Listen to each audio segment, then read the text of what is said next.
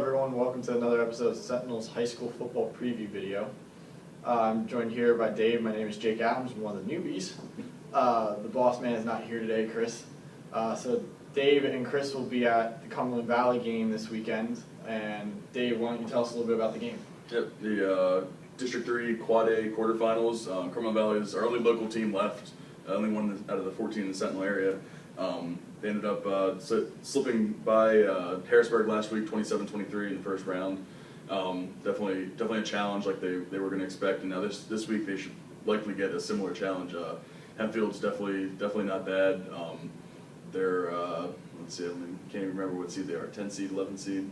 Definitely double digits there, and but they're not as bad as what the seed might say they are. They're 8-3 after getting that win.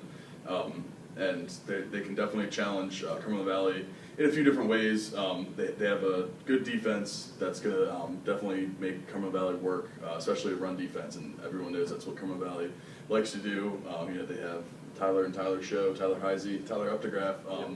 Actually just approaching, I think they're 11 yards away from hitting 2,000 on the season after just 11 games. Obviously a really good deal for them having two running backs like that. But if Hempfield's defense has a strong suit, it's definitely their run defense, allowing 132 yards a game on 28 carries for average. So they can definitely slow down the run.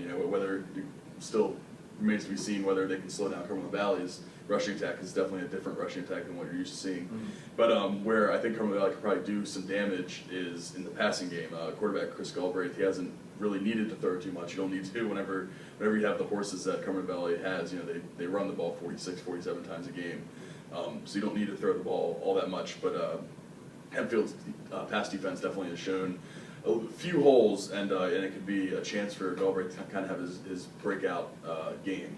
He's turned into a really good game manager, and he's shown smarts. He's shown ability to run, get yards with his feet, even just move in the pocket, get some space.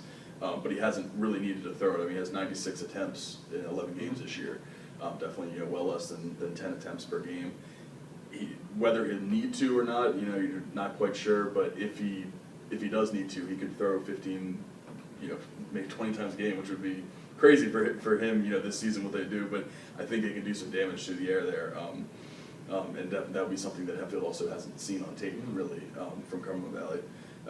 On the other side, Hempfield, they love to run the ball. They have a pair of running backs also, Devin Washington and Will Blair. Either of them can turn it up.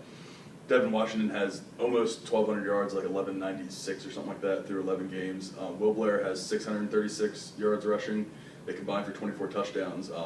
Blair was the guy that helped Hempfield to their played the biggest part in Hempfield, getting the 17-7 victory over Central Dauphin in the first round of the playoffs. He ran for 167 yards and 2 touchdowns on just 16 carries.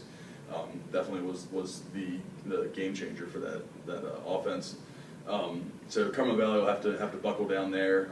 It's not a super stout Cumberland Valley run defense like you often see out of them, but they're definitely capable of minimizing big plays, which is obviously we have to do. Like I said, Blair had over 10 yards to carry last week, and don't think they'll be doing that, but that's something that they're going to try to do. Both teams are going to try to run the ball, and I think it might kind of come down to who actually passes the ball better, because that's how you're going to pick up the key third downs. That's how you're going to keep the ball moving. And when you have an offense like this where you're going to want to run it 45 times a game, you need to be able to keep the chains moving, because you're not always going to get 10 yards every single rush.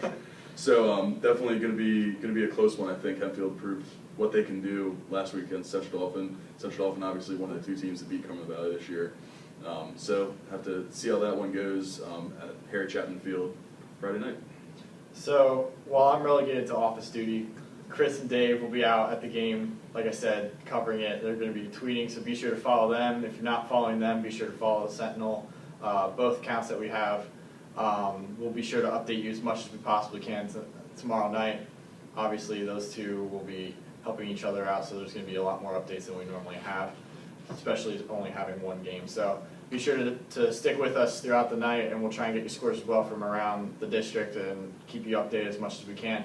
So for Dave Rung, I'm Jake Adams. Thank you for joining us, and we hope to see you again next week.